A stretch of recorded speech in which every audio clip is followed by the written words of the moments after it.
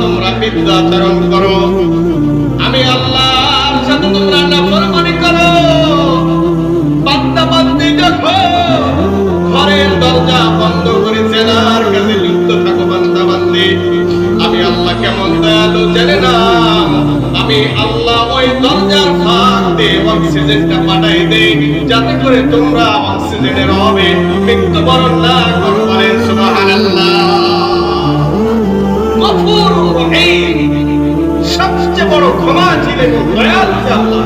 চিন্তা করেছেন, আমি পাপাচার করতেছি, এমন সময়ও আল্লাহ সুবহানাহু ওয়া তাআলা অক্সিজেনটা বন্ধ করে দেয়।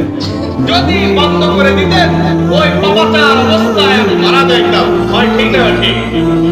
আল্লাহ বলে, বান্দা কখনো তো চিন্তা করো না, আমি আল্লাহ তাআলা চাইলে তোমাকে ওই আবদ্ধ ঘরের মধ্যে মৃত্যু দিতে পারতাম।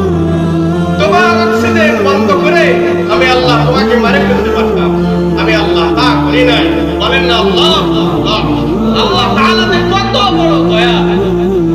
আল্লাহ রাব্বুল আলামিন বলে, বান্দা তুমি যখন চুরি করতে দৌড়াও, চোরের পথে দৌড়াও, আমি আল্লাহ তাআলা ইচ্ছা করলে তোমার হাত পা গুলোকে পঙ্গু বানায় দিতে পারতাম। হাসপাতালের মেডিকেল তাকায় দেখো, কত জোয়ান তাগড়া যুবক, শরীরে বলে বল ছিল, কিন্তু আল্লাহ রাব্বুল আলামিন পঙ্গু বানাইয়া মেডিকেলের বেডে শুয়ে রাখছে।